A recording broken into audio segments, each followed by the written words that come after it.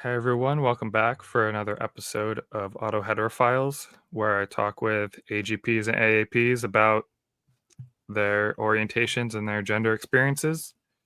And today I'm pleased to be here with Laura Becker, a pretty well known detransitioner. And we're going to talk about, yeah, your detrans advocacy, autoandrophilia, probably Dressgate, all the things. And so, yeah, thanks for joining me today, Laura. Well, thank you, Phil. As we were discussing earlier, I have done a lot of very public events and interviews, and I'm very open. I have a memoir coming out about all my stuff with all the gender stuff, but no one ever asked me about autoandrophilia besides you. So this is like an exclusive experience to talk about that. So I'm excited. Yeah, it's. I mean, I think I first asked you about it when I emailed you after seeing you in a soft white belly interview, and I immediately like clocked you as like this is autoandrophilic etiology, and um yeah, I guess that's how we first met, and then yeah, it's been good. I like talking to you, so I'm looking forward to this. Yeah. Um, yeah, back then during the soft white underbelly, I think I just like trauma dumped for 30 straight minutes um about my whole thing, but definitely rattled off some in hindsight, some autoandrophilic red flags. um so yeah, let's get into it. Um, yeah, so with when you look back on your life, like in childhood, what are some of the first like thoughts or behaviors or experiences you had that you can now attribute to autoandrophilia? Well, I don't know if I can contribute any experience solely to autoandrophilia, because there is the autism factor that creates the sensory differences and some quirkiness with that. But where I see it manifesting is, particularly with the clothes, um, from I guess pretty much, like as soon as I could start dressing myself until about the age of 23 when I was like detransitioning, I really just wanted to wear boys' clothes.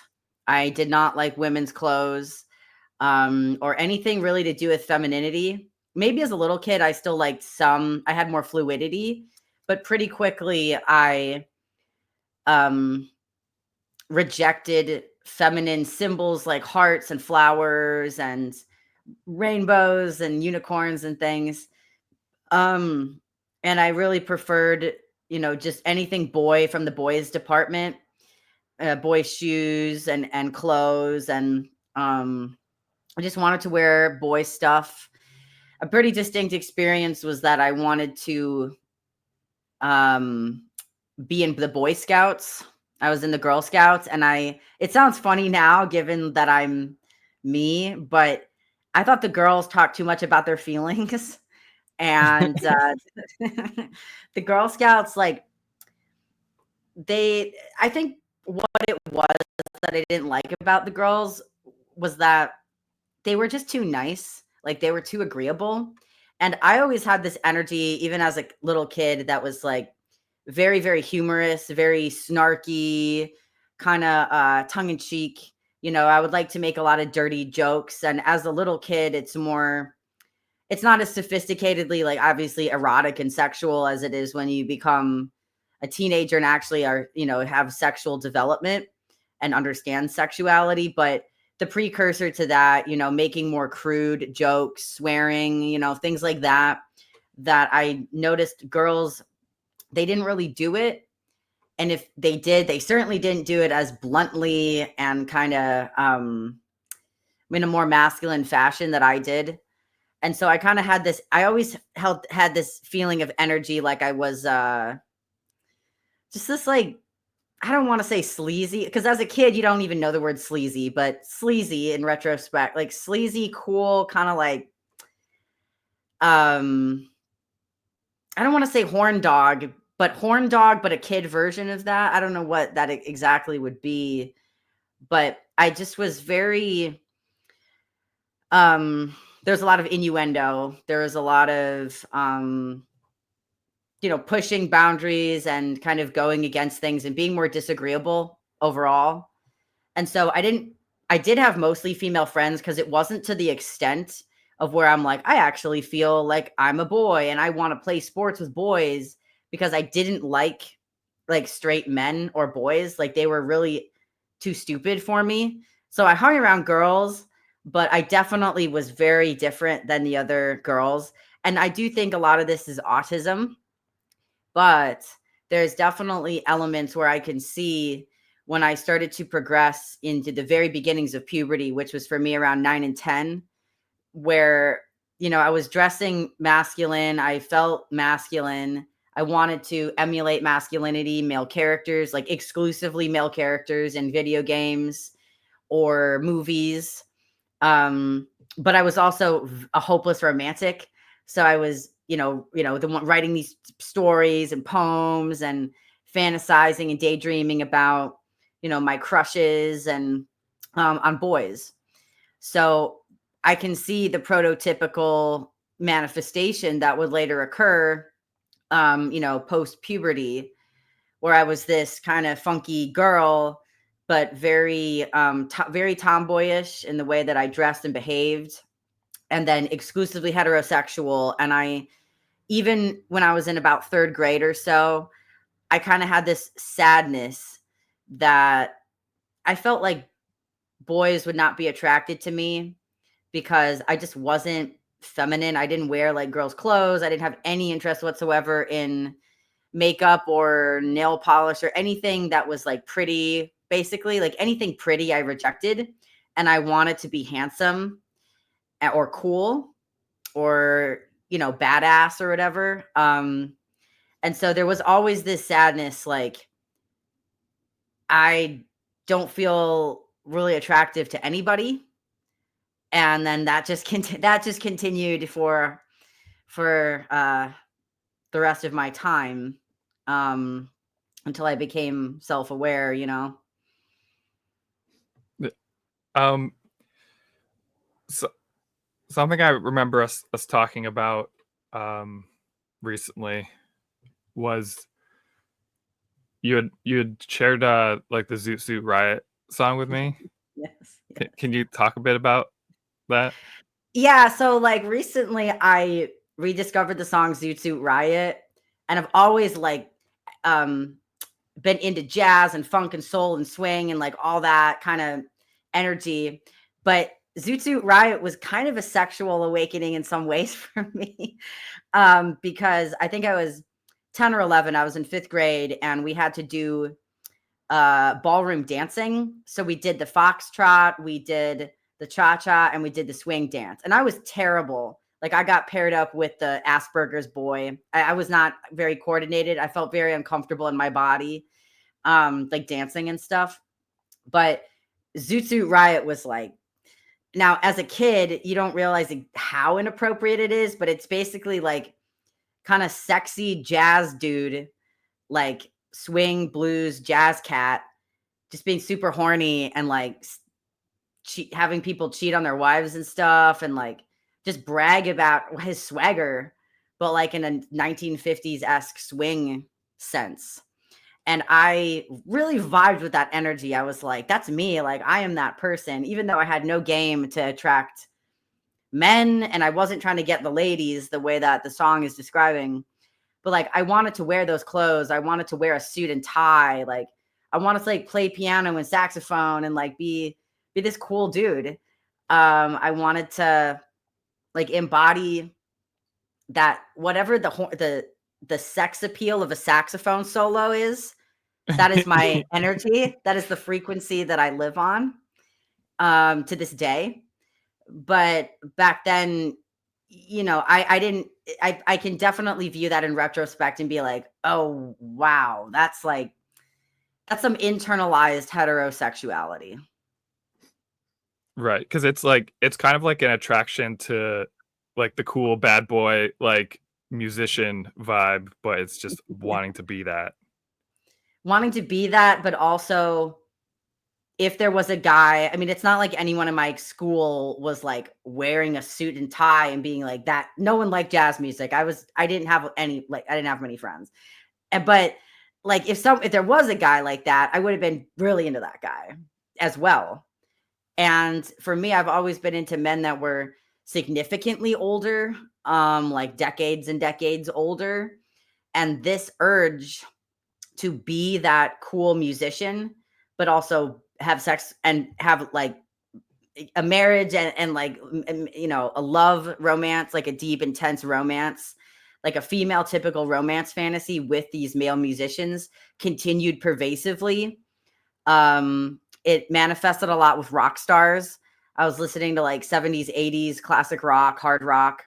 And I'm like, David Lee Roth, Robert Plant, Bruce Dickinson, all these types of guys that were like super charismatic, masculine performers, funny, but like really hot at like, and could sing well and were writing like horny lyrics. And then once in a while they'd write a ballad about their true love or whatever. And I'm like, I only related to that. I never listened to any female music.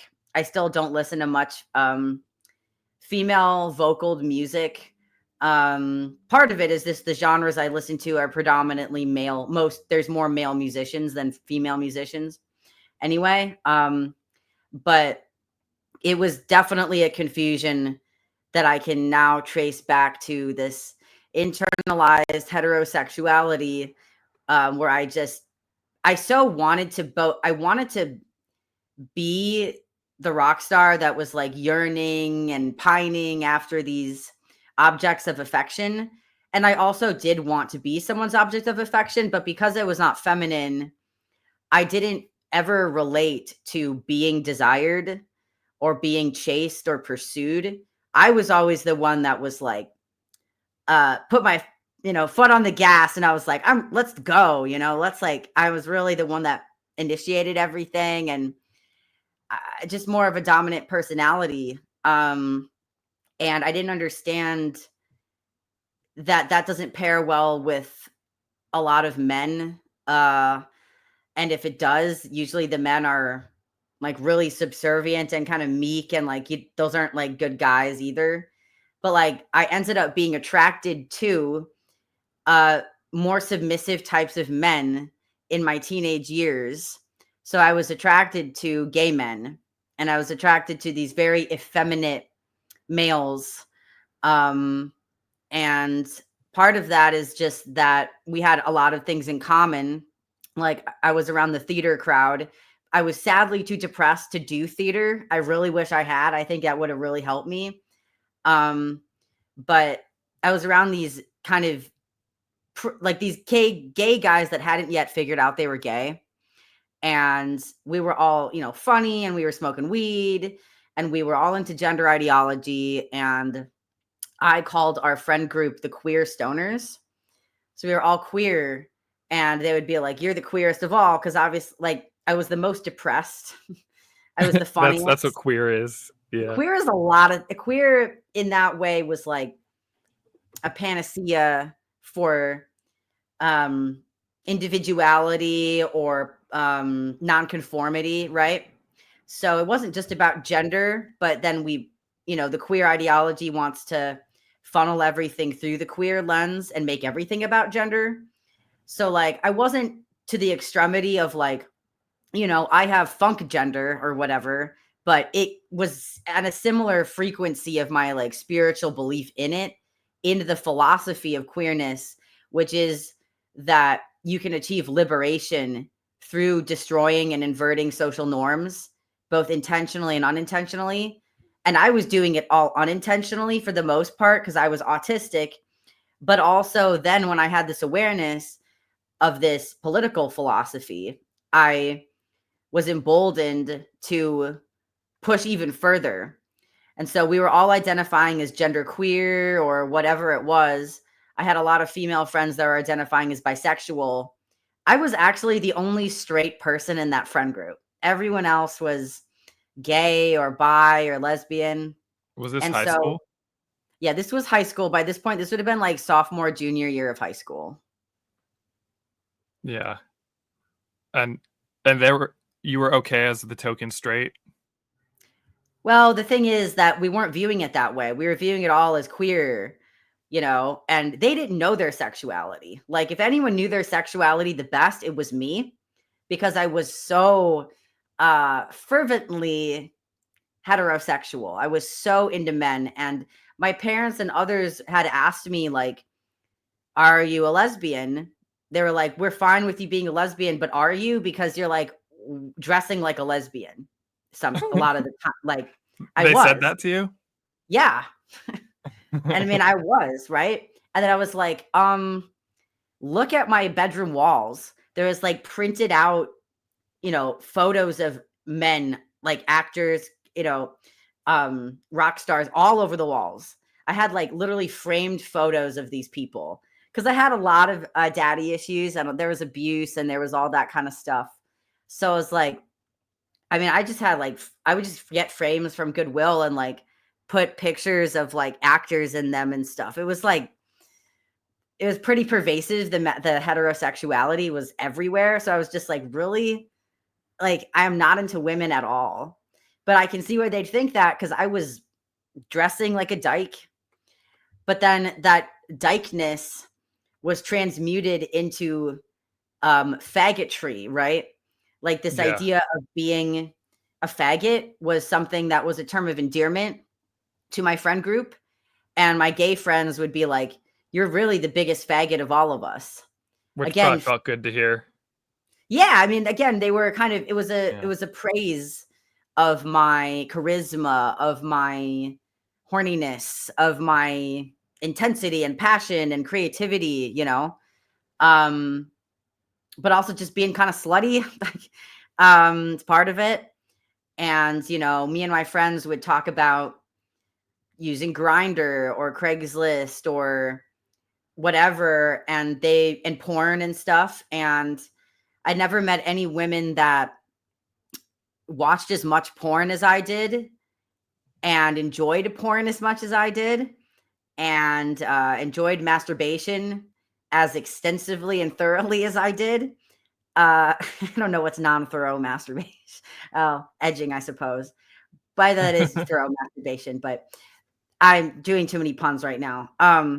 My very serious point is I didn't relate to women's sexuality. At least I didn't think I did at that time. Cause I'm like, I'm just, I was kind of speaking like a teenage boy. I'm like, I just want to jerk off and watch porn. And I didn't know any other girls that were speaking that way. They wouldn't even admit to watching porn if they were. Yeah. Um, Was it like male porn? so initially I first found porn when I was um like 12, 13, 14. And I first started out in the very feminine way of looking up like couple making love, that kind of stuff. That's wholesome. It is Yeah. wholesome. Deep down, I'm very wholesome. Um, and so I would look that up, but then pretty quickly, other stuff gets recommended to you. And then you get into the kinky stuff and you get into the misogynistic, more violent stuff. And so for most of my years as a teen, I was watching, um, the pretty typical heterosexual porn. I was not interested in gay porn. I was certainly not interested in lesbian porn. But then I started having a series of unrequited loves and confusing relationships with my gay male friends because they didn't know they were gay. And so I had one unrequited love at 14 for um, a friend that was he was very charismatic. He was very popular. I had no social skills, like messed up autistic little creature. So there was no reciprocation. But he was dating girls. But then he was kind of mean to me, and kind of bullied me a little bit. So I stopped talking to him. But then at the end of freshman year of high school, he came out as gay, and he was humbled by that experience, and he apologized to me, and then we started smoking weed together and we started drinking together and reconciled. So that's how I kind of got into his friend group. He had a large friend group of theater kids. He knew he was gay. The unrequited love began like when I was younger. It began when I was 11, 10. So when I was listening to the jazz music and all that, but didn't have like a sex drive exactly, that's when I still had a crush on him. So I had a crush on him and really loved him for many years. And then he came out as gay. So I was like, oh, okay. I thought that might have been an isolated occurrence, but then another friend, who in retrospect was very clearly gay, but I was a teenager. I didn't have any experience. Like, he and I would cuddle, we would smoke weed, we would do pills together, we would hang out all the time and hold hands and be pretty innocent, really. But then, of course, I had feelings for him, and I was hoping to lose my virginity to him. I think I was 17. So, he didn't know that he was gay. And so we continued this really fraught, codependent type relationship that was horrible. And it lasted several years. And he eventually was like, yeah, I'm just into men and I'm never going to love you, And I couldn't understand in my brain. I couldn't understand, or at least I couldn't accept. At least I couldn't accept to the point of actually walking away and having boundaries, like breaking it off. I couldn't do that. And I didn't understand why he loved me in my mind, which was a traumatized mind at the time from abuse. Okay, if he loves me enough to cuddle with me and like hold hands with me and be my best friend and call me and talk to me every day, but not to kiss me or have sex with me, like that's not real love. It wasn't as deep. And I obviously was in love with him and wanting to do these things with him. And I didn't understand why he would reject me. And my attachment issues were kind of saying like, well, just try harder. Just try harder. Just convince him to be with you. Because deep down, he must really love you if he's doing all these other things, right? So I'm like, okay, I'm going to keep trying and trying. And it ended up being a cycle of abuse from both of us, just this horrible thing. I finally was able to break that off. And I was very, very suicidal at the time. And that's also when I started like really thinking seriously that I was trans, because from about 15 to 17, I was still non-binary and debating like, maybe I'm trans or maybe I'm just an androgynous female, right? Like I'm clearly female, like sex, I do have a biological sex, but What made then you think you were non-binary? that's a good question. I would say the ideology that I learned on Tumblr. I started learning about queer ideology. And once they're like, there's this special term for someone who's androgynous, basically. Queer, you're non-binary. That means you're special. You're especially androgynous in some special way, and I'm like, well, I've always been androgynous and I want to feel special. And I don't understand why I'm dressing like dykey or faggy, but I'm completely heterosexual. I don't know any other woman that's doing this. I don't know any girl that's doing this. The only girls that are doing this are on Tumblr and they're saying they're trans and non-binary. So I thought I was non-binary because the ideology said if that's what your experience, if you're androgynous and weird and you don't relate to sex roles, then you're non-binary. So it was pretty straightforward, like social contagion. And then with the trans thing, I just was having trouble holding that middle ground, that middle space, being like, all right, I'm an androgynous female who wants to be a gay man, who wants to be with gay men, but I'm being rejected for my sex. And I just stayed hovering back and forth in that horrible space for a few years. And then I'm like, well, if I'm feeling this way, this is gender dysphoria. So the ideology said if you have gender dysphoria, then you should transition to deal with that. And so I'm like debating, should I take the harder road of being trans and going more masculine to try to appeal to this population of men that I loved, or what? Like, or stay in this horrible middle ground where I hate myself and no one wants to be with me, or the third option, which I thought was incomprehensible to me, which was to, be feminine. And I didn't think of myself as feminine at all. I didn't want to I wanted nothing to do with women's clothes or anything. And I never believed that that would ever happen. Obviously, it eventually happened that I'm now comfortable doing that. But I also realized later on, after I detransitioned, that I was a lot more feminine than I thought. I wasn't as feminine as maybe the average girl, but I was still pretty feminine overall, and my personality and all these my desires and everything.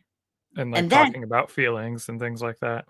talking about love and marriage and like daydreaming about getting married all the time, like, and making love and all that kind of stuff, and um caring a lot more about people than things, stuff like that. Yeah. And right at that time, I then had a third unrequited love for another gay guy. So right when it was like the tensions, then a third gay friend, and I got close. And I was like, "Hey, just so you know, like, we just got to be upfront. Like, are we going to have sex or what's going to happen here? Because I don't want to be led on the way that this other guy led me on." And he was like, "Oh no, like, I've been like having sex with men for several years. I'm fine. Like, I don't want to do anything. We can just cuddle, and it's not, going to be romantic or sexual." Famous last words, right? For me, that's never going to happen. So of course there was feelings and there was mutual feelings because we're cuddling, we're doing drugs together. It's like we're like, oh, we're soulmates, whatever. And this is when we were 17 and 18. Oh, I thought I turned off my phone. Sorry about that. No I like worries. literally made a point to turn off the volume, I thought, but anyway, some like seaside jam. But I was getting into my tragedy. One of them. You just start dating this third gay guy, and then Yes. So you're trying so not to catch feelings. well, I caught feelings, we both did. And then I was like, "Hey, I want to be with you." And he's like, "Okay, I think he said it's inevitable we're going to have sex. It's inevitable we'll be together." He's like, I was like, aren't you gay? Like, don't you want someone that has a penis? He was like, "No. I don't need a penis to be attracted to somebody." Like, so he was confused. Like, in my charitable estimation, he was just a confused kid. But in my like scorned woman estimation, he lied to me and used me and led me on. So somewhere in the middle, both of those things are true. But that really messed with me because I was like, okay, then now I have no reason to hold back of any feelings because clearly we're going to be together. And we were listening to Michael Jackson, and I was just brainwashing myself with like Michael Jackson songs and just being like, we're going to, be together and everything. And, but then he was pulling away and being more distant. And like, he was like basically avoiding sleeping over at my house and stuff. And it was just like this really awkward thing where I was so confused and I was so like suicidal and dealing with all this stuff from unprocessed trauma from my dad and all this. And then he was basically just continue to push and pull and just be like, yeah, I think I am gay. I've been hooking up with men. And it just broke my heart extremely,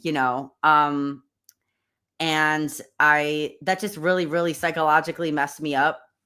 And I was like, okay, but we're both queer, like we're both gender queer. So like, don't our souls matter? That was kind of my thought. Like, we both Yeah, believed in this hearts not spirituality. parts. Yep. That's a whole Yeah. chapter of my book. That's that chapter is hearts not parts. And wouldn't that be nice? But parts do matter. And he was gay and I was traumatized. And And so the gender dysphoria was increasing, and I was just hating myself more and more. And then I turned 18 and I entered my freshman year of college, where, of course, I was like taking queer studies, women's studies, race, all that stuff. And I was validated on the campus of these gender dysphoria. And that's when I came out as trans, and I made the switch from just being non-binary to a trans man. And I'm like, okay, well, this isn't going away. I think I am a gay trans man. And I was calling myself an agender gay trans man, or I was calling myself an androphilic trans man. And my hope was I'm going to get more masculine and then be with gay men or bisexual men. And there's just no way that I can be with heterosexual men. And there's just no way that I can be a female, like I can be a woman. And then that just escalated and escalated, until I got testosterone prescribed to me at 19.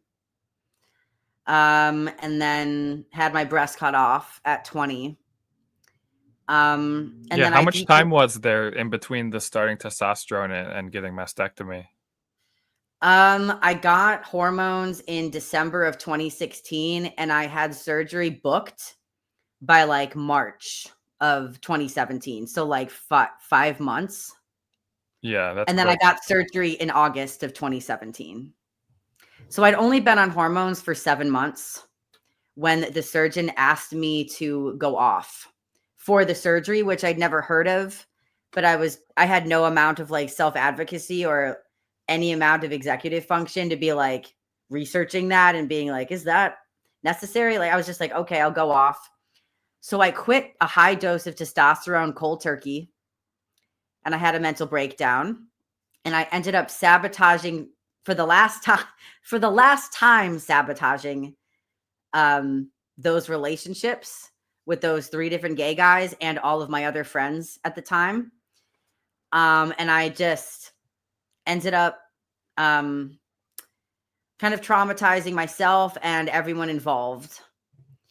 And that, I believe, came from the testosterone withdrawal. Really escalated my aggression and my anger and my impulsivity and recklessness. And then I had my breast cut off. And I thought that would help, and that I would go back on testosterone when I became more stable. And then that continuously went in the opposite direction. I ended up being so ashamed from everything that happened with the gay friends, and my peer group, that I just was like, you know what? I'm just going to try to go after older bisexual men, because they're a lot easier to have sex with than these twinks. And they are also going to satiate my daddy issues. So I ended up having many friends with benefits when I was like 20 to 22, with much older bisexual men that were having midlife crises and that were drug addicts, and ended up doing hard drugs with them like crack and meth. And I just stumbled upon this gross like gay meth scene and stuff in Yeah. Milwaukee. It's like Yeah. fun for a short time. Yeah. It's a very short time. Yeah. And so you were post mastectomy getting with bisexual men? Yes. Yeah. I mean, I pretty much looked, well, I can't say I look the way I do now, but just in terms of like, no, I don't look anything the same as I did. Like, I had very short hair. I was wearing only men's clothes. I had a mastectomy, and I had some amount of facial hair that I was able to grow from the 7 months. But I'd been so scared and traumatized from what happened from the testosterone that I was scared to go back on it. I wanted to, the thing I most wanted was to have a beard. I really, really wanted that. And I definitely can see that that's some autoandrophilic qualities. Like, I just love men with beards so much, and men that are hairier, like hairy chests and stuff. And I wanted that. like for my own body. And it turned me on to think of having that.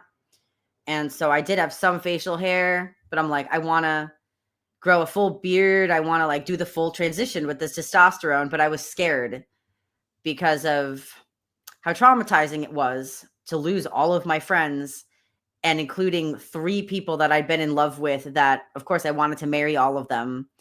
Like I lost everything. And then later on, I would be diagnosed with PTSD in part from losing all those people, from the interpersonal abuse. So I actually had PTSD. I had like reoccurring nightmares about losing all my friends. And so that happened because of the testosterone recklessness and the those behaviors. And so I was too scared to go back on. And I never ended up going back on, thankfully. But if it not for the surgery and the traumatizing effects, I don't know how severely testosterone would have damaged my body. So, Right. Yeah, and obviously now in hindsight, you're glad you weren't on it longer. right. Very I wouldn't be glad. surprised if there's also some part of you that's, like, wonders, like, what if with respect to the beard, you know? Yeah, I'm not gonna lie about that. I mean, I because the beard is like like the beard is something that you can just shave. Like you can choose to have it. And I was always like, this is how I was thinking with the male body. I was like, the male body is ideal because you can do with more sexually. Like you can penetrate somebody and be penetrated. I was like, that's like the best of both worlds. I was like, just having those options versus a woman, you don't have the option to penetrate someone. Like, I wanted to have just the options, and maybe that's just having high openness. I'm like, just all the different possibilities. Um, but like, I definitely was thinking that, and also thinking like, I was always overweight, and I didn't think I was attractive. So it's like men when they're that way, they can just like grow a beard and cover it up and like be like a million times hotter. But as a woman, you don't have that option. So I just wanted to have the option of growing a beard. And so I can't say that I ever really let my facial hair grow out anymore because I'm always like being a normal woman now and like trying to attract a mate and like wanting to be a trad wife and shit. Funkadelic trad wife. But yeah, when I was detransitioning before I got my shit together, I let it grow out to fully, and I liked it, and I liked the way it looks, and I still like the way that it looks. Honestly, I'm not going to do that because I'm trying to attract a straight man to like have a baby with. But I I did like that, and yeah, part of me does fantasize like if I could have just had no lower voice and no because my voice did get lower. Like, to If I have could have just the beard? just the beard, just having the option of it because I really like the feeling of it. It's comforting because it's like when you're lonely and you're healing and you're whatever, or you're in a cult and you're fucked up. You're not. It's sometimes hard to, you know, um, like I was having some involuntary celibacy, and That so I mean, that's a pretty male thing, right? The incel thing? it is. Yes, it is actually.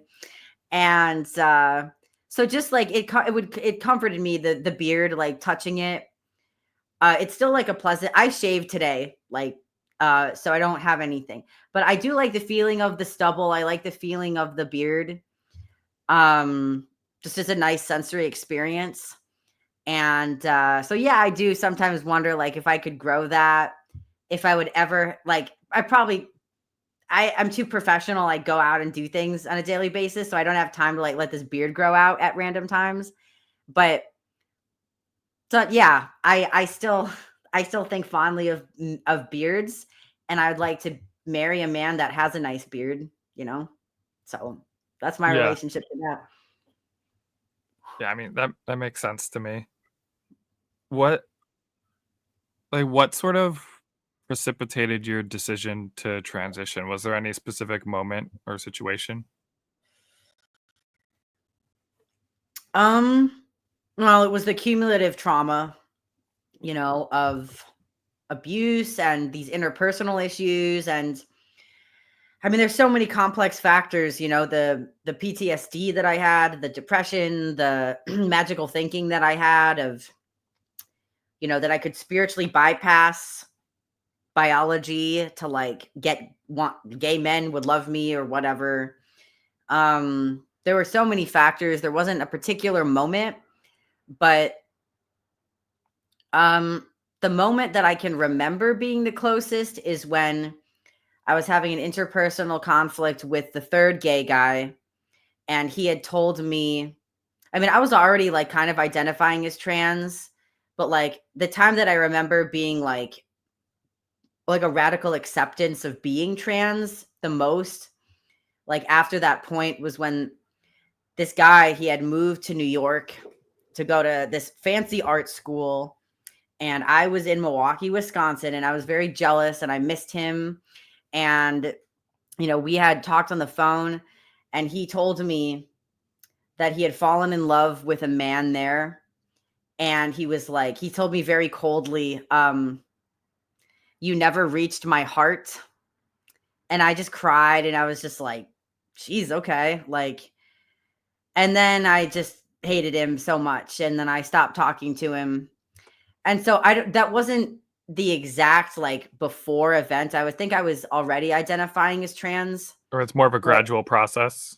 it was gradual. But it was like around that after that, I was just like, well, I don't have anything really left to do. This person is truly gone. That was my motivation in life. I was very suicidal. I didn't care about anything besides this person. So I was just like, whoa, there's really nothing left in my life to do but, scrape by in college and to transition because I don't know what else to do, you know? So it was done out of desperation, the transition. Yeah. And how long after you got mastectomy did it take for you to decide to detransition? About 2 years or 2.5 years. Did you So I ever was go back 20. on T, or were you just No, no? I'd always planned to and wanted to, but by the time, like I said, I was like, once I get more mentally stable, I will. But And then that just never happened? when I did get more mentally stable, I then detransitioned. Right. What was that an how did the detransition process go? Was it rather easy or was it difficult? I mean, physically it was easy, right? Because I was already off testosterone. I'd already had that horrible withdrawal experience that was very traumatizing. So I was already off of it. There was nothing else physically for me to do. I continued to dress exactly the same, act the same, be the same person. I still wore men's clothes, short hair, just the same androgyny I'd always had. Except I just had the acceptance of being a female and the acceptance of my trauma. Because at 22, I was diagnosed with PTSD from childhood abuse, the interpersonal issues with my friends, and from the transition. So that was like a pretty big wake up call where the psychometrician clinic and all these people were like, you have PTSD also from the surgery. And they wrote in the notes, Laura had a double mastectomy on a whim.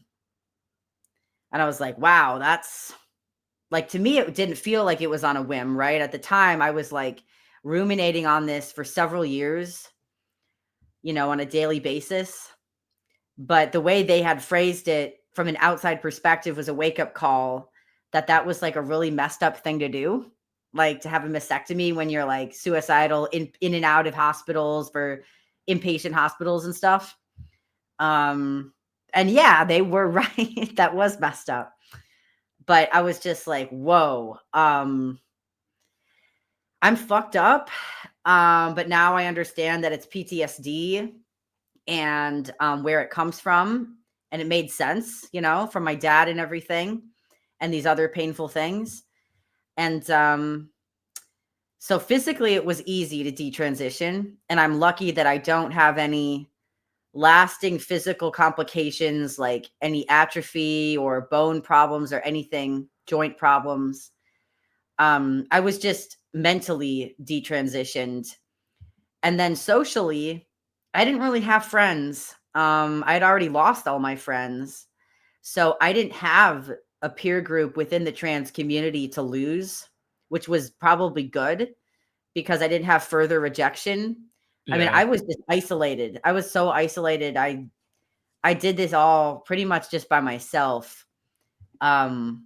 Which is its own sort of pain to not have anyone. But and I was estranged from my parents even though I was living in their basement, you know.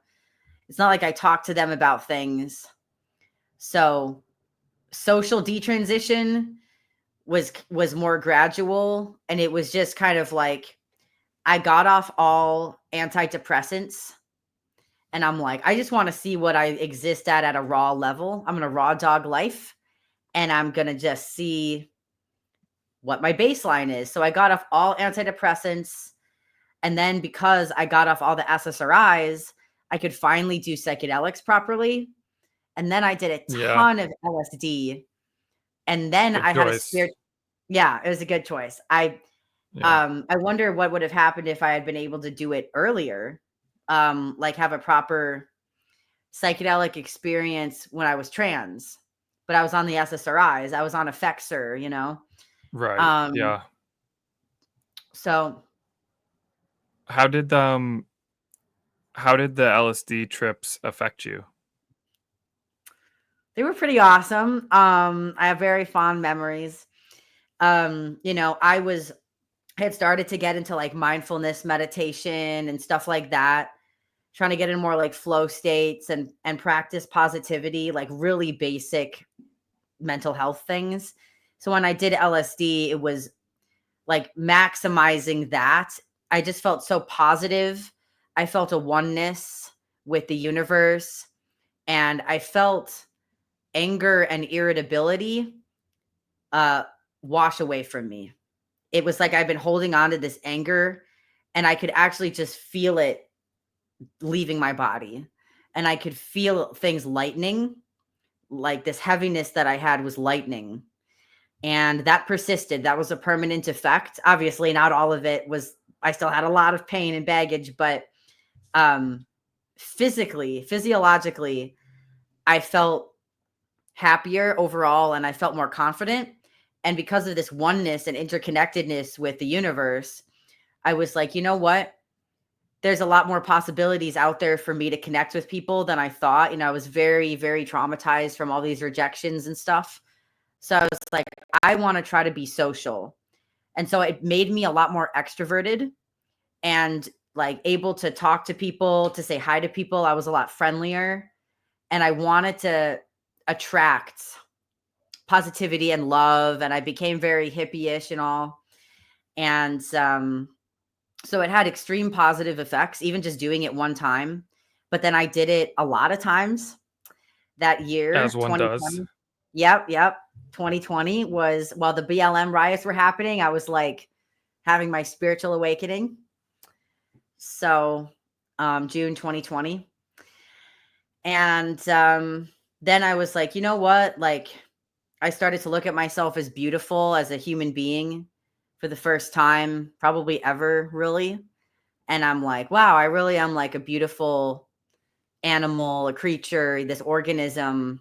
So I transcended my pain around my dysphoria and my self-hate and all my physical flaws and all that. And I just was like, I'm just have a beautiful heart and I'm a beautiful soul. And I just had a lot of self-forgiveness and stuff.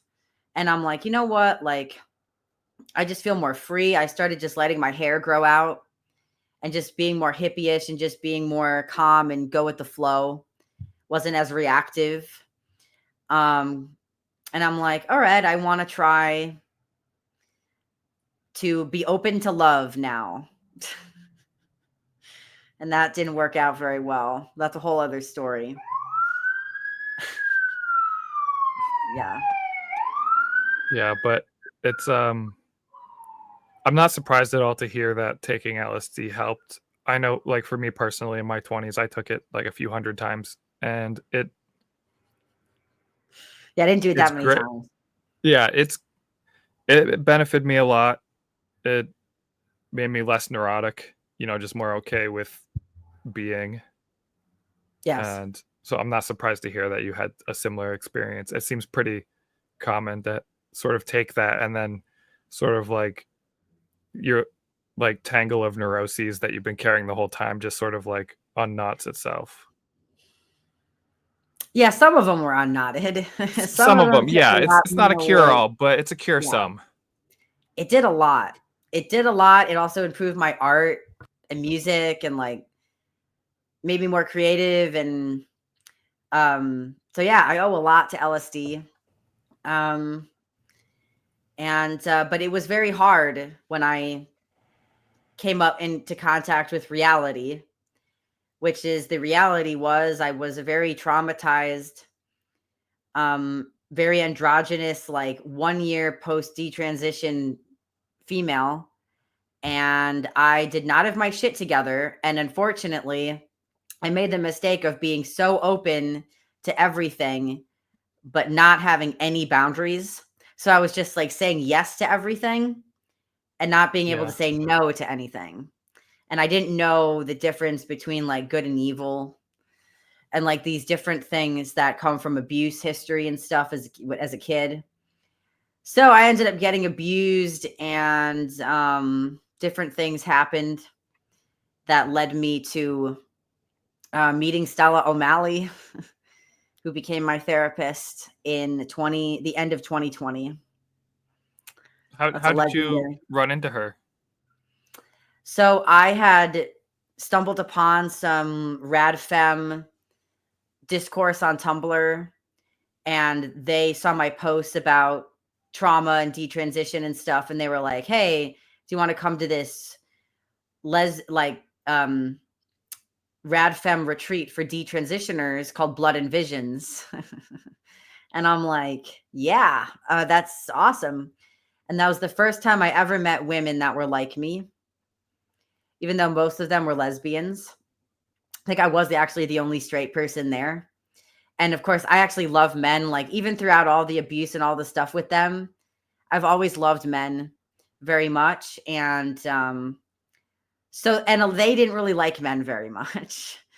Yeah, Um, that's so understatement. so I didn't hang out with the lesbian rad femmes for very long. They helped me to like accept my womanhood and see the beauty of the goddess energy and all that kind of stuff, which I still appreciate. But at the end of the day, like, I'm not going to hate on half the human race, especially the ones that I love those people very deeply. So, um, but they helped. And so I messaged one of them being like, I think I'm over my head with this like dating. I was being used for an affair, unbeknownst to me, but I was just this crazy situationship thing was happening with this person. And I was just like, I am over my head. I need help, like professional help. And she had me email Lisa Marciano. And then Lisa Marciano was like, I don't have any availability, but there's this other therapist that you could talk to, Stella. And I was just like, who the hell knows about detransition? Like, nobody.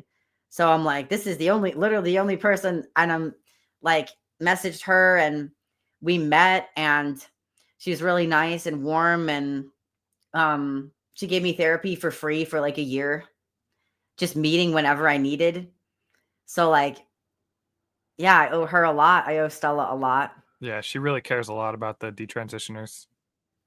She does. And, we definitely vibed in certain ways. And at one point, she told me, like, Laura, like, if we were the same age, like in our 20s, we'd definitely be hanging out, like doing acid together. And I'm like, yeah. So it's like I felt like I had found a kindred spirit, and she was very helpful to understanding myself and seeing myself as a gifted person, and she helped to foster my gifts. And so it's actually because of her that I started speaking out and writing about the detrans stuff, and she helped to plug me into Twitter and where that was happening. And then I just took it and ran with it.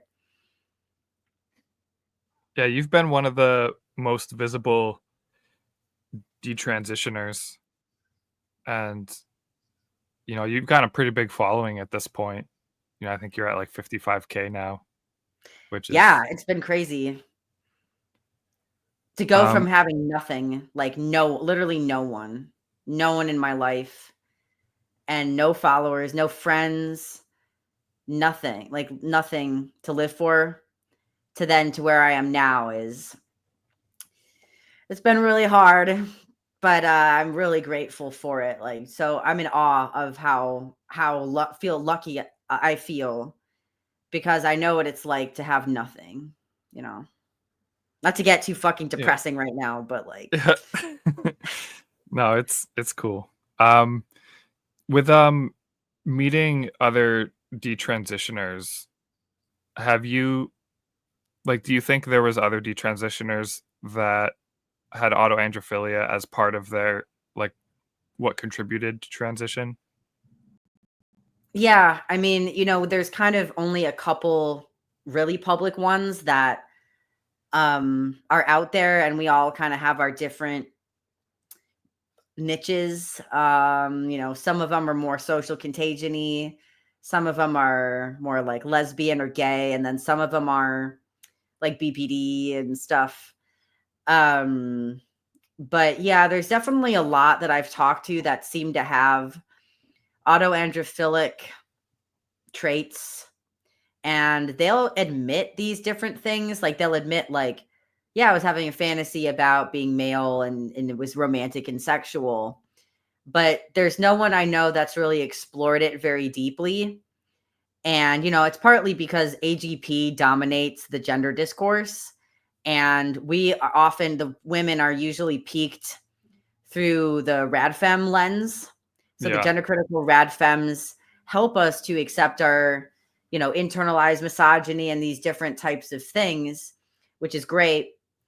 But then they are also, if we want to be friends with them and be in their club, you have to hate on AGPs, and you have to hate on, and part of it is like AGPs, the narcissistic AGPs that are very public, are really helpful to understand the absurdities of gender ideology. Like hating on AGPs with the TERFs really like facilitated my detransition, because they were so obviously men.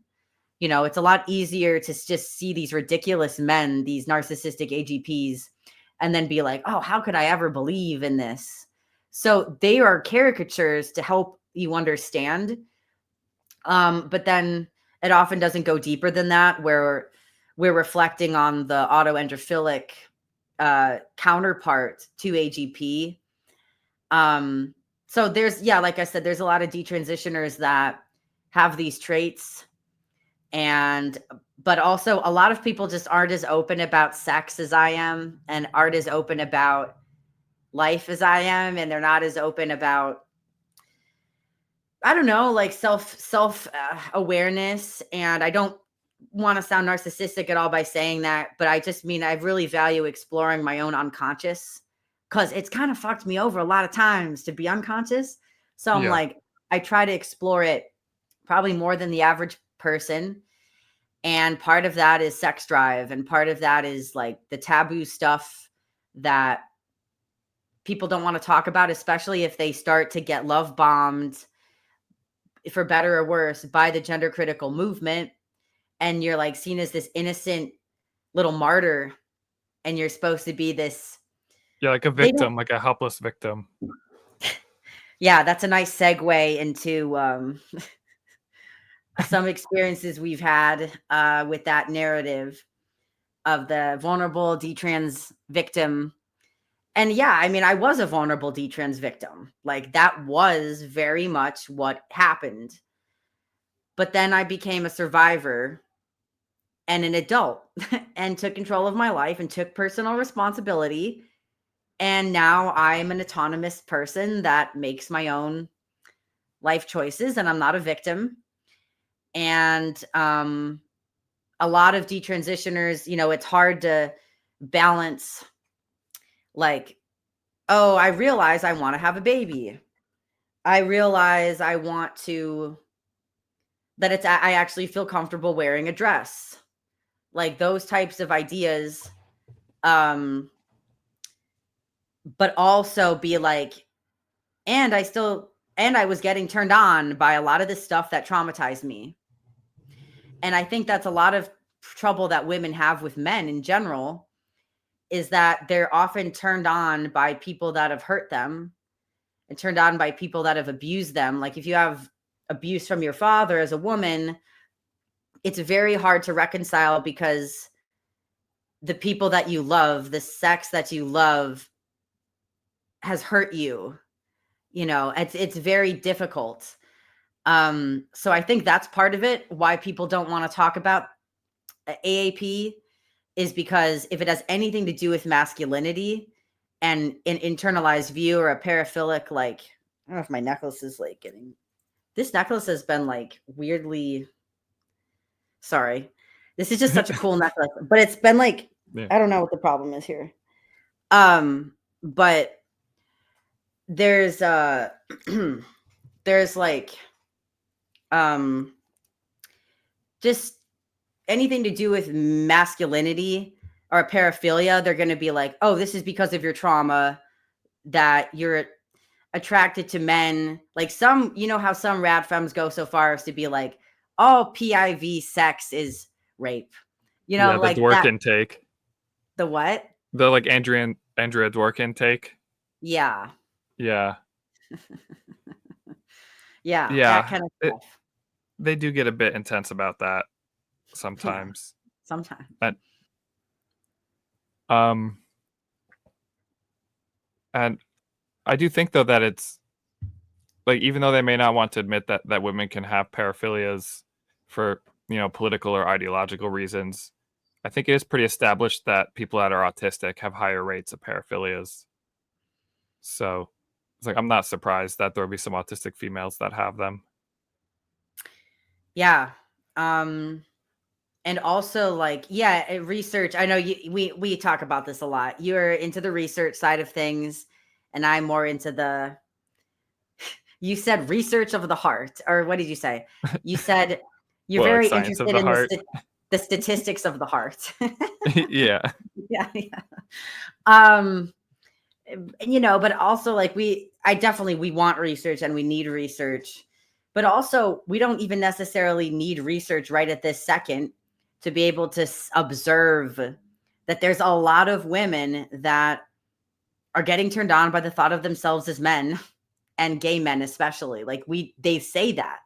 We don't even Right. need research to like, okay, we can't even consider that until we have studies. Like, no, I mean, it's people are just saying it like a You lot. can just observe it. Yeah. So it's hard to like find the right avenue to talk about this, because like my follower base is like a good mix of gender criticals, parents, detrans, MAGA people, like idiosyncratic people, and none of them really understand sexology that well. And it's still taboo to talk about sex-based realities because it kind of sucks. Like there's things that really suck about being male, and a lot of things I think, now I'm biased because I'm female. I think that females do have a bit of a harder time because of higher neuroticism, because of more vulnerabilities physically, and because Yeah. of hormonal dysregulations and vulnerability to pregnancy. So I do think women on average might have a little bit of a harder time. But okay, like we can still talk about all these realities, and it doesn't have to be like, women suck or men suck. Like we can, but still a lot of people don't want to address that. Like the conservative side of things they don't want to talk to a person like me about autoandrophilia. Like they want a cute, young girl that was harmed by the evil, woke, leftist agenda. They don't want to think of that person as having a sex drive, because it goes against the Right. innocence narrative of the children being harmed. And then, of course, if you say anything about teenagers being horny, even though kind of a big, like one of the biggest parts of being a teenager, like going through puberty, is being horny. If you ever talk about a teenager being horny, then you're getting called, accusations, and people are weirded out by that, and they want to still stick to this narrative that there just isn't the sexuality part of it. Until you're 18. Yeah, I guess. Right. And then Yeah. it's just frustrating because it's like, no, like obviously we are all born with the ability to go through puberty, and puberty is our sexual awakening. So there's a gradual, like, kids get crushes, we have infatuations, then we have puberty, then we have these different attachments, then we're motivated to mate and like, this is not controversial, but if we try to even add that in, because of the narcissistic AGPs and all of the trauma that people have around shitty ass narcissistic men and women, but mostly these AGP guys, it's hard to speak about it. And even I am, like, very open, but it's not often something I speak about because people are not going to understand it, and I feel like they're going to dismiss what I'm saying. And I feel like they're going to dismiss the other aspects of my story. Like, if I'm like trauma, attachment, love, romance, nonconformity, autism, they're fine with all that. But then I'm like sexuality, then that seems to overshadow everything else. Right. Like, people are inclined to be like, oh, it was all just a fetish, and like sort of simplify it down to that instead of realizing that, our sexualities are pretty core to our psychology, and it's a core, like, motivational drive that really, it influences what we see as valuable and important, and like sort of who we want to be in life. Yeah, I would say so. I don't know if you want to talk about the AGP gate. Yeah, let's do that. Do you have any how was that for you? Because, like, I remember we met at the conference, and we were talking. I think we were talking for like a couple hours by the time the photographer, social media lady came up and asked to take a picture of us, and then she did, and then we went back to talking, and I just didn't think anything of it, and they got the title of my book wrong in the blurb. Like, I'm like, whatever, that was cool. And then, just talking to you, and then just, yeah, like, did you expect any of that to come? Like, how was that for you? No, I didn't expect. I mean, the conference was really awesome. It was the first time I met James Lindsay. Like, there was a lot of really cool people there. There was a lot of detransitioners there. Like, it was a big gathering of detrans. It was the first time that you and I had met in person. And so we were vibing and just talking and being normal. And then we were asked to pose for a photo, and we posed for a photo just like I posed for like a million other photos that day. Didn't think anything of it. I think you and I actually hung out at the airport a while. Did we Like, hung out like the last day waiting to go to the airport, and then, yeah, yeah, and then and at the and then airport for a talked. bit? Yeah. So, like, it was just normal. It was just like a normal conference. It was really awesome. And then, like, connections were made. Everyone was networking. It was great. And then 2 days later, the photo started spreading around, and I had gotten sick. I was coming down with, I don't know if it was COVID. I never tested, but it was the COVID-like thing. I was very sick. And so, 2 days later, I was like in bed, like coughing a lot. And then I saw this photo of me going around, and I was like, oh, here we go. Like, I was like, I got a bit wound up, like entertained, because I often try to look at life as humorous and entertaining. And I had a fever. So I was like already in this weird state of consciousness. And I just traveled and had this thing. And then all these people started talking about it. And I'm just like, I'm too feverish to like really care too much. Like I wasn't in a normal state of mind, right? I didn't have the energy to care, but then it just was relentless. And then Yeah. Kelly J. Keene had the space where she was talking about me, not by name, but she was saying detransitioners can never be leaders in the movement because they'll always have loyalty to gender ideology. So like they basically can't be trusted. And like all this stuff was going on. And I was just like, normally I would like put myself together, like make a really nice recording with my camera and whatever. But I was really sick. And so I just made like a kind of casual statement. And I was very, very sick in it. And I made a video that was just like, hey guys, like Phil and I are friends. Like he's not grooming me. I think I said in there, like, listen, guys, I study abuse dynamics and manipulation dynamics. And actually, you guys are claiming that Phil is like evil basically and manipulating me, but actually you guys are doing that. And I've studied this, and actually you guys are being manipulative and you guys are projecting shit.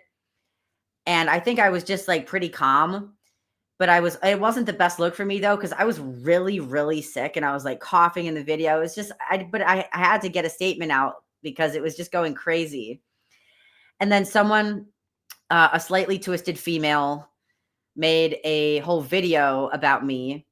And the caption in the video was coddled to death, which was really insulting because I'm like, my whole thing is talking about my childhood abuse. So that's like really shitty. Um, and then also she said, are you sure you can trust your judgment? Like, because you made a mistake in the past to transition, are you sure that you can actually trust your judgment? And then I was thinking, like, you know what? Like, if you actually cared about my well-being, if you actually think I'm a vulnerable detransitioner that's a victim of like literal sexual grooming or psychological manipulation by this evil AGP, wouldn't you like message me and try to like talk to me in a therapeutic way? Like, wouldn't you reach out to me as a Right. victim To be instead like, of "Hey, just dude, are you attacking me on okay?" social media? Yeah. So they didn't care about my well-being, which I knew, but it pissed me off. And I made a statement, something about Kelly J. Keene and other feminists being cunts. And I purposely used the word cunt To because trigger him? yeah, because I was Yeah. like, guys, this is ludicrous. You are attacking Jen Specht. You are attacking Stella O'Malley, the woman that is very largely responsible for me being here and having a quality of life. Like I have a very strong loyalty to defend Stella's integrity, like when it's deserved, right? Like, um, so I was defending her and I was defending Jen Specht and I was defending myself and I was defending you. And like, it was just, I wish I could remember that time a little better. I was so sick. It was kind of blurry, but I know that I was sending you like memes or different things, I think, during that time. Because to me, it was very funny too. Yeah. Yeah, no, I was definitely for the first week of it, I was mostly amused, like, this is so ridiculous. Like, because it didn't hurt because it's I knew I didn't do anything wrong. There was, like, nothing for me to actually feel bad about, and so it it was just so absurd that some of the really intense, female supremacists like Kelly J. Keene, like, were attacking Jen Specht. It, like, derailed their whole, like, conference PR that they were hoping for. Dude, their PR has never recovered. I hate to say it, but it's been hard. Like, it's been really awful. And once in a while, that stuff will resurface. And I knew it's become like legend now because the other day, yesterday, someone posted a very grainy, blurry version of the photo. So it's been, when something's been like really passed around a lot, where it's like just the shittiest quality image. that's been screenshot or whatever, like a million times. Yeah. So I was like, you know what? Like it's historic. Um, and I will say most people were pretty nice to me. Not to brag, but like they Well, were I mean, you pretty should be nice. treated nicely. That's good. What we both should be treated decently. Neither of us did anything. But people mostly were like, there was a detransitioner in the photo. Like a lot of them didn't even mention me by name. And I'm like, you guys should be giving me credit, mention me by name, but they were trying not to because they didn't want to involve me. So like they were trying to be considerate by being like, it wasn't about Laura Becker. This scandal was not about Laura Becker specifically. I was just the stand-in. This is what was struggling because I like when things are about Laura Becker. I don't Yeah. want to be I don't want to be the stand-in for all detransitioners, all vulnerable detrans victims. But I was being made into it. And they really picked the wrong detransitioner to do that too, because I'm one of the most like highly individualistic, independent sort of people, that's just not going to agree with whatever they're saying, unless I really agree. So that was an interesting example of just the sex difference. Like in the photo, like I'm wearing an eccentric outfit. I wouldn't say it's as eccentric as your outfit, but part of it is just men wearing women's clothes and wearing dresses is seen as far more eccentric than women wearing flamboyant clothes or men's clothes. And those were women's clothes that I was wearing. But like honestly, if I had been wearing what Maya wears, for instance, like full dapper, like full Yeah. cross dress, you know, that wouldn't have, and I had AAP, and it's this like the fact is you gave me the last copy of the book that you had and you signed it to me, your book, and you said, Yeah. Laura, may you always be as based as you currently are. I'm proud to say Yeah. I've gotten more based over time. But like if the tables were turned and it was me promoting all, like it wouldn't have happened. None of that would have happened. And I don't, obviously there's reasons that males do really shitty things sometimes. And paraphilias can lead to very antisocial behavior. But it's interesting that there's just no hatred or demonization of AAP at all. Yeah.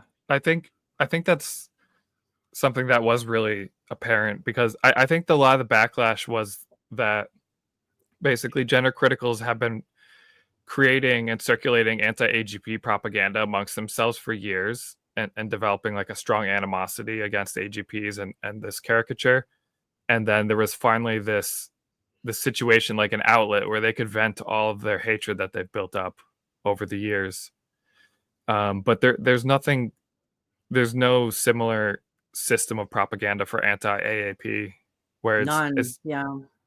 it's a lot of gender criticals don't think it's real, and if they do think it's real, they don't think it's relevant to females transitioning.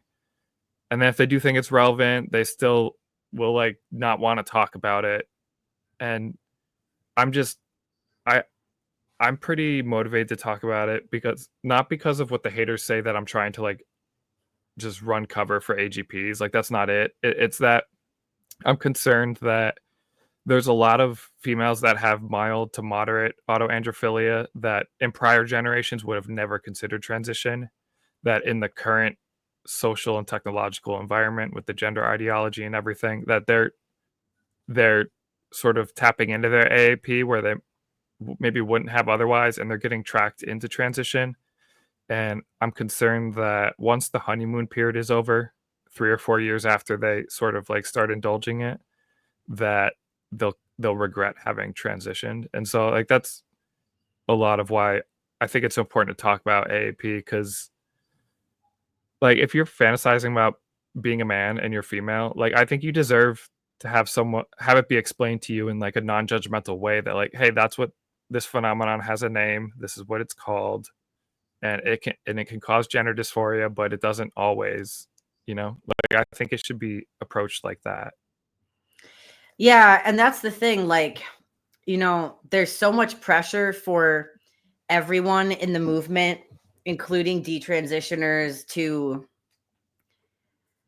not think about that, to not think about these things, and to not indulge it. And there's other detransitioners, like prominent detransitioners, that hate you and think you're evil. And I'm glad that they're at least tolerant enough to still be friends with me. And like, we can all have different friends and we don't have to all be BFFs.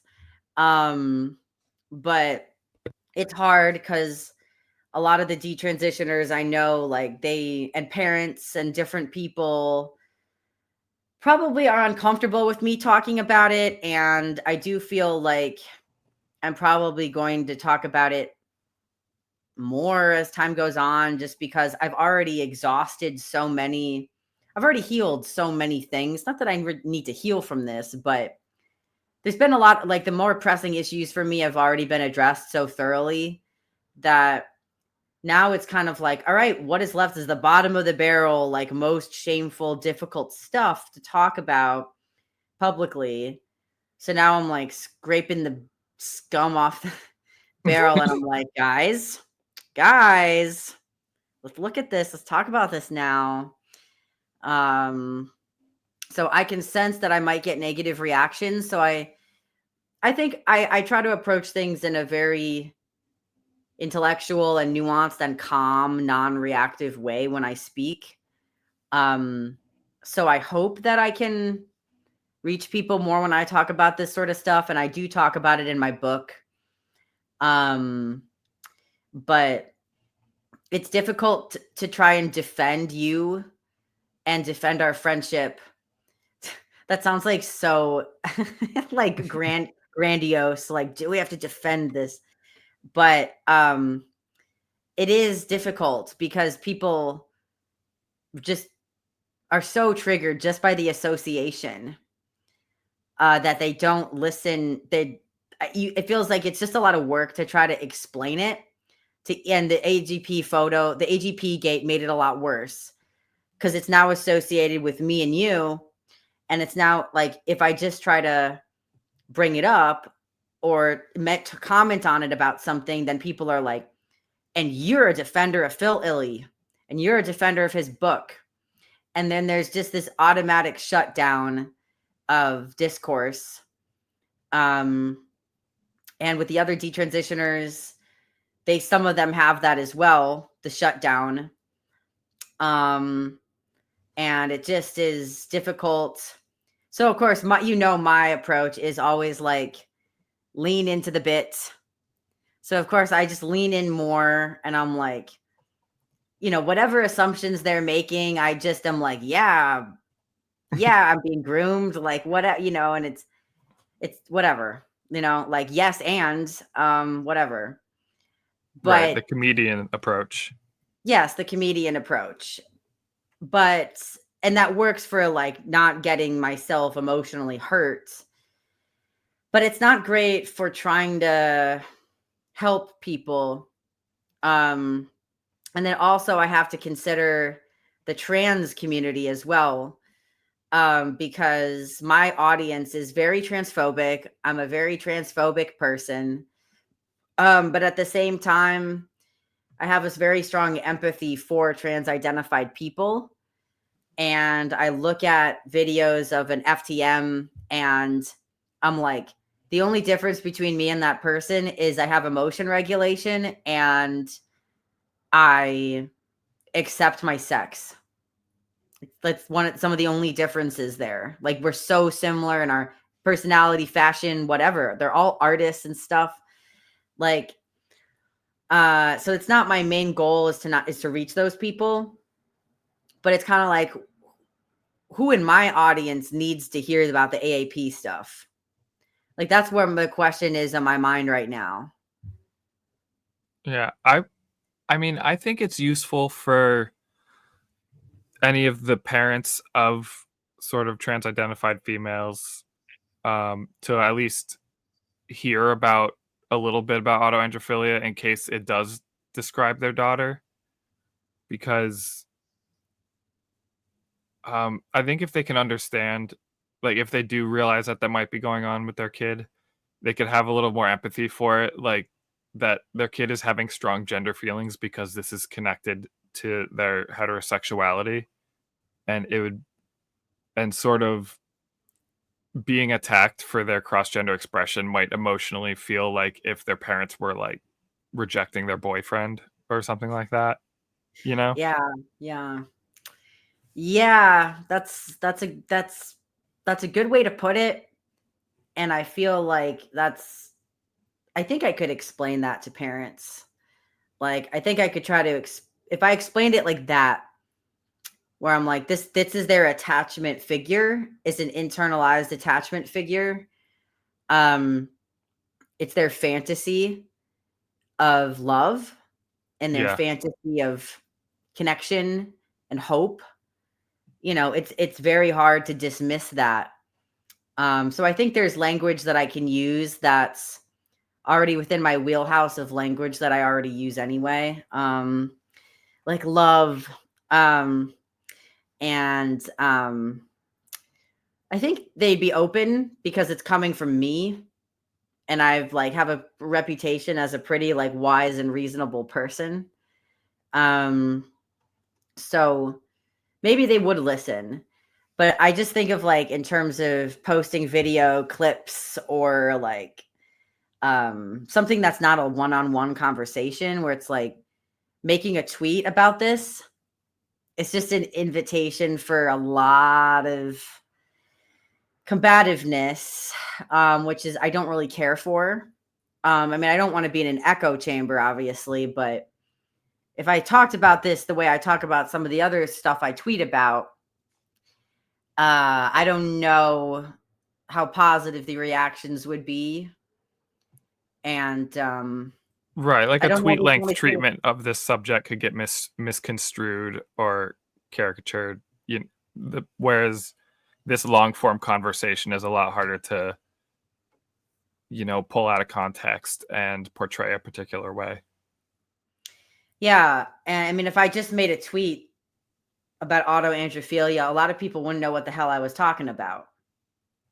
And then there'd be a lot of questions that I need to answer. A lot of replies being like, what is that? And like I have to explain it. And there's just a lot of emotional labor that I need to do, you know. Yeah. What do you think? How do you think it would be? How can you get detransitioners to talk about this more? Um I mean, one-on-one, we're always very open with each other, like in person especially. So I always try to find any ways that we can be in person together and stuff like that. Um and then when we are in person and we're very open and we talk about all these things and I, plant seeds of all my experience and wisdom of being an older detransitioner who's done a lot of healing already. So like just that, like building trust with them, just in general. Online, I do think it's necessary to post about it more and have more conversations. Like, the content that you make and that like Ray makes. I don't know if there's any women that make like on Twitter that any detrans females that make content about this on Twitter. Not A on lot. Twitter yet. I know on YouTube, Courtney Colson's a detransitioner that she did an autoandrophilia video.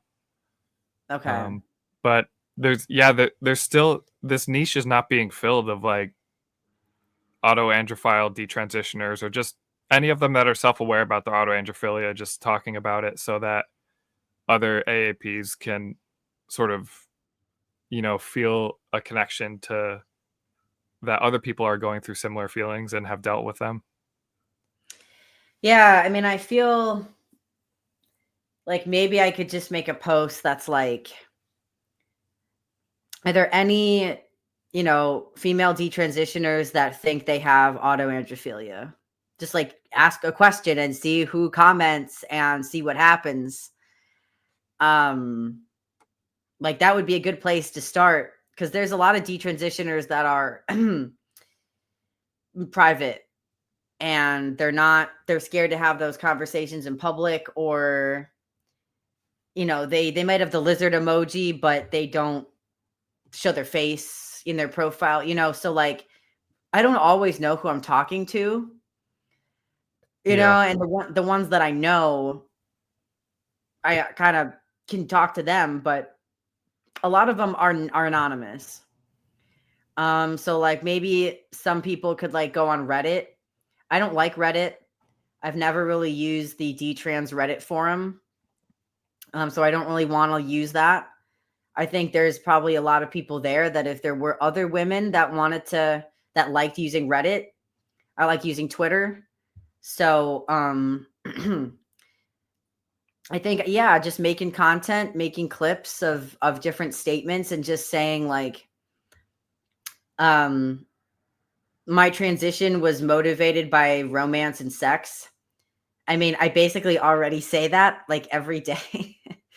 um, I But just like don't use. just yeah, you just use different words, but you're basically saying that it is connected to sexuality and romance.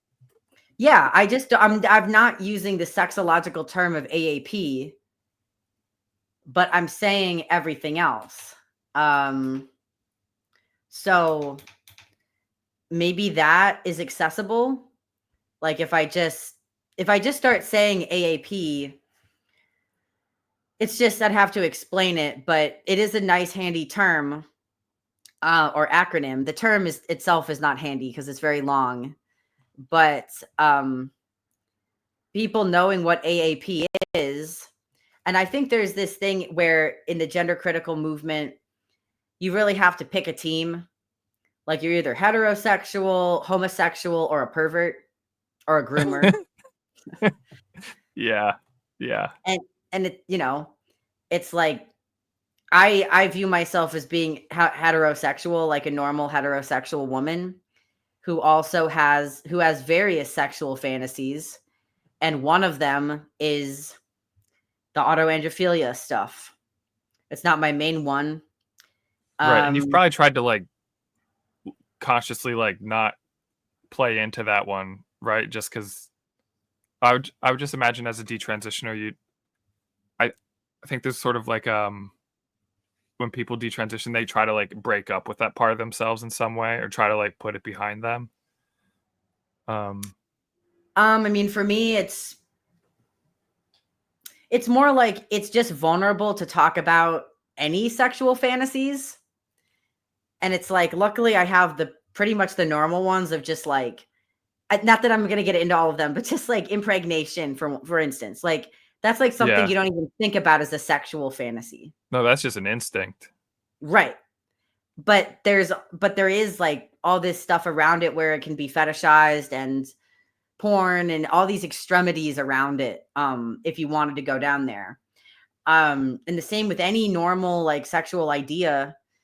So it's like I don't really talk about any of my sexual fantasies because I mean, I think it's good to have some amount of boundaries, especially trying to like find a husband through Twitter and stuff. Like I have to Yeah. be somewhat like have boundaries. So if I talk about this sexual fantasy, it invites who knows what, especially as a woman, because then they start asking about other things, Right. and um I mean, the fact is I'm already more sexually open online than most people because I talk about my body and my sex organs and stuff all the time, which, and obviously I don't think of that in like an arousing manner, but I'm still talking about really vulnerable stuff that can be triggering to me because I have a lot of triggers around romance and sex.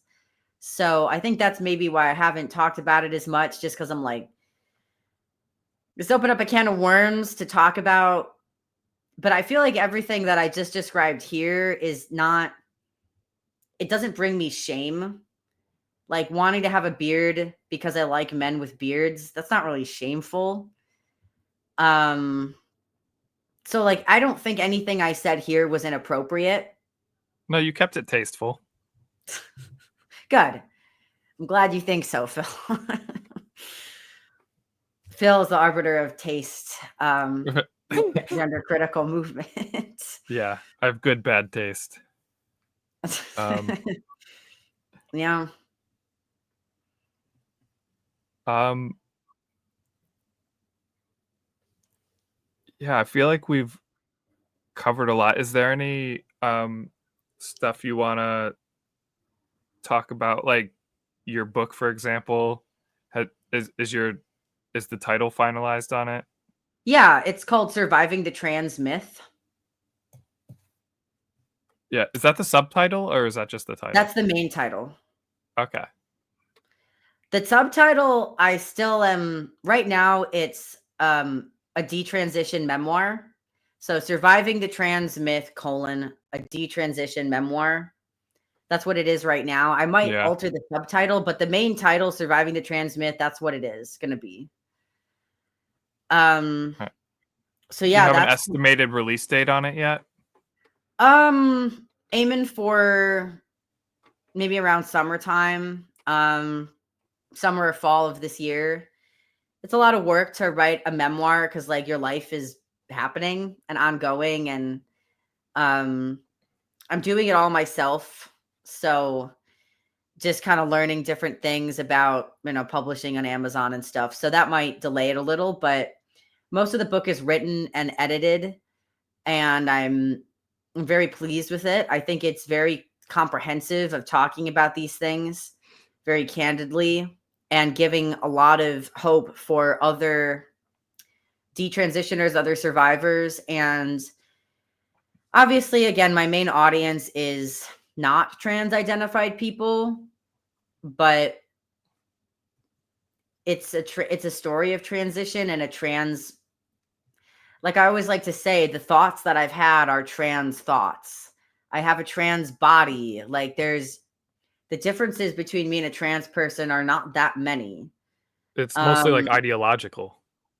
yeah, it's about acceptance and then some behaviors of how you cope with distress. So I would be happy, very happy for any trans identified person to read it, and I think it would be useful, especially someone who's more um aware, self-aware. And I think a lot of autoandrophilic women would really be mirrored by this story, and autistic women would be really, really mirrored by this story, because it is kind of archetypal FTM story and then FTM detransitioner story. So, that'll be coming out and doing a lot around that. Um, and I don't know if there's anything else I'd want to talk about. I guess I do have one thought, which is like, all right, let's say that you met me when I was 17, 18, and I was very messed up and I was having these things and I was having these unrequited loves and all this stuff. Like what would you say to me, or what would you say to a person that was kind of on the precipice there where you're in that zone of, That was considering transition. yeah, or that even had already started like the testosterone, or like wanted to be a gay man and wanted to live the transsexual lifestyle, but you could sense it probably was going to be very dangerous for them, and that you had the AAP stuff. Like what would you say? Yeah, I would say, um, regardless of whether I thought transition would be dangerous for them, I probably wouldn't make that judgment so much as my priority is just telling, like, I'd first find out whether they were likely the autoandrophilic type, like if they were attracted to gay men, for example. Um, I would say that, like, the likely ultimate cause of this is a form of internalized heterosexual attraction, called autoandrophilia, and and I wouldn't try to dissuade them either. I'm not either pro or anti-transition. It's more about like knowing why they're doing it in the first place. I would tell them that like this is likely why, and um that transition isn't the only way of dealing with those feelings. It's very popular right now to deal with those cross-gender feelings through transition. It's trendy. In some social circles you get status for it, but like I think it's important to, like, if you are autoandrophilic and considering transition, just to make sure, like, do you have are those feelings strong enough, and do you think they're going to be lifelong feelings, or will you get a better handle on them as you age? Just to I would want the person to know that autoandrophilia is the likely cause of their gender issues and sort of the gist of how it works, and then just I would want them to know that transition isn't the only option, but if it is a path they're taking, that they should be very sure about it first. And yeah, that's the problem. That I mean, when you're like under 25 and you don't have good brain function and long-term planning, like I would have never in a million years thought that I would ever wear a dress or I would ever be comfortable like with femininity in the way that I am. So like just asking them and being like, do you think you're ever going to change your mind? They're probably going to say no, right? Like, and that's the thing, is a lot of them will change their mind. Right. Just how It would be a lot important of to women mention don't that. want to have kids when they're like 20, but in 5 years they do. Yeah, right. Like, it would be important to mention that, like, hey, you may not feel like having kids now, but in your late 20s and in your 30s, you're going to find that a lot of your friends are starting to have kids and they're going to start entering that track. And at that point, you may also be wanting to have kids yourself, even though you don't feel like it now. I think that is important to bring up the reproduction point. Yeah, I mean that's huge. I think that's a really under examined aspect of transition. Um, that it can be an avoidance of these emerging reproductive burdens, especially for a female. They don't want to be like a baby making machine, right? They don't want to be some kind of like housewife, like all the things that I now want to do. Like, I always viewed that so negatively. And I think it's very important to show girls that you can be, as again, my main message, like you can be a funky woman and still be a woman. Like you do not need to take away any parts of your body or damage or alter your body, you know, but it is a harder path.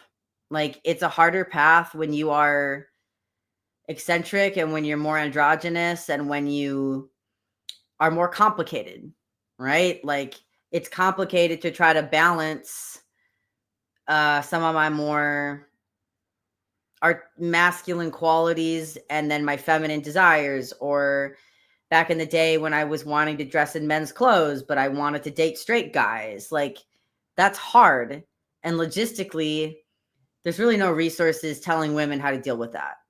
Like if I had one woman that was older and she was just like, yeah, I wear men's clothes and I like have a husband and a baby, and you can have true love and you can have these other things but still be yourself. Again, it's harder. Like it's harder to find mates. It's hard. It actually is harder to do all those Yeah. things. So I don't ever want to give people false hope about the reality of the difficulty level, but it's even harder when you're trans. So, and then it's even harder as well when you detransition and then are stuck with a permanently more masculinized body and you just want to be a normal woman.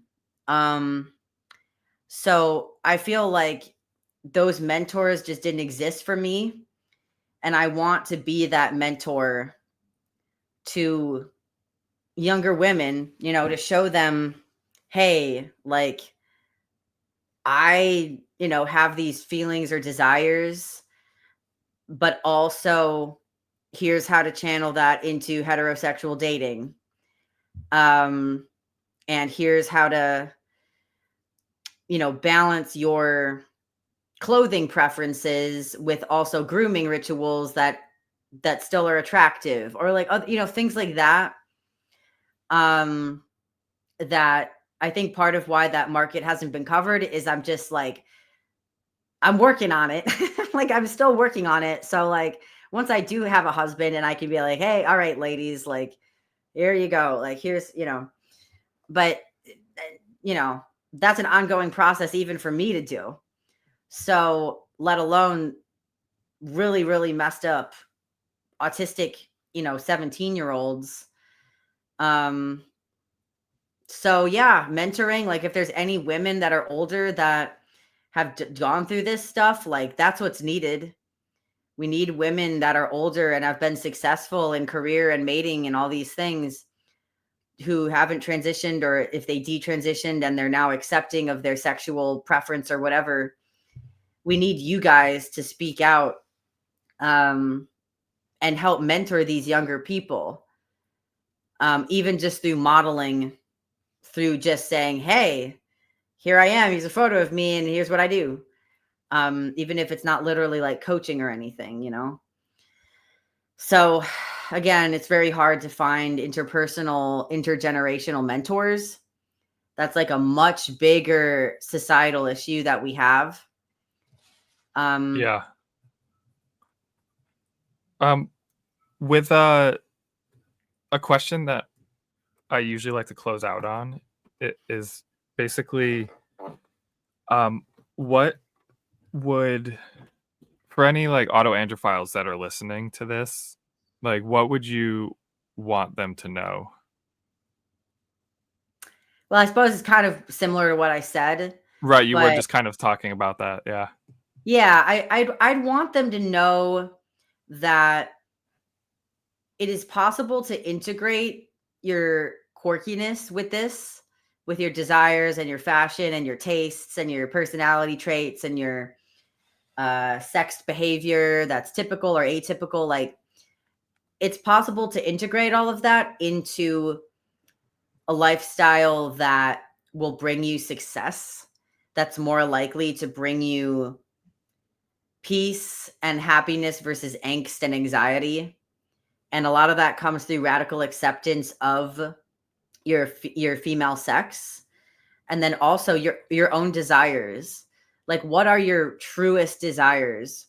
Like, if you are on testosterone but you feel like you might want to be a parent, like, you need to be honest with yourself about those desires, and then make a detailed goals list to be able to say, okay, what are all the things I actually need to do, or what would need to happen in order for me to bridge the gap between the reality that I'm in and the fantasy of what my dream is?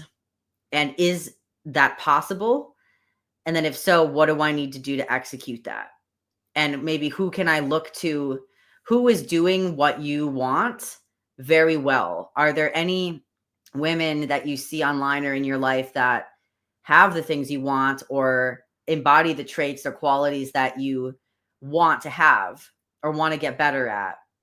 And then modeling yourself after those people that you aspire to be. And obviously that goes for any area of life, but including with this. And it can be difficult to find, like I said, mentors, women. But what's helped me is to look to the arts, is to look to the past arts scene, to look at the Gen X, the boomer women. Like, they were such a variety of clothing. And I'm sure a lot of them had various sexual fantasies. Like, look at musicians, look at female musicians from like the 70s and 80s and even some of the 90s. Like, look at their androgyny, look at their swagger and their charisma and their like dominance and assertiveness and all these things, and see also how they could still accept their sex and how they were channeling their sexuality into real life interpersonal relationships, or at least through creative songs and stuff. So I would definitely say turn to the arts to see examples And they might be from the past because a lot of the ones today are going to be queer. They're going to call themselves queer and they're going to have that ideology. So just look to female musicians of the 70s and 80s. Yeah. That's That very on brand advice from Laura Becker. it is, and I wasn't even expecting that to be the advice, but then it's like, duh, of course.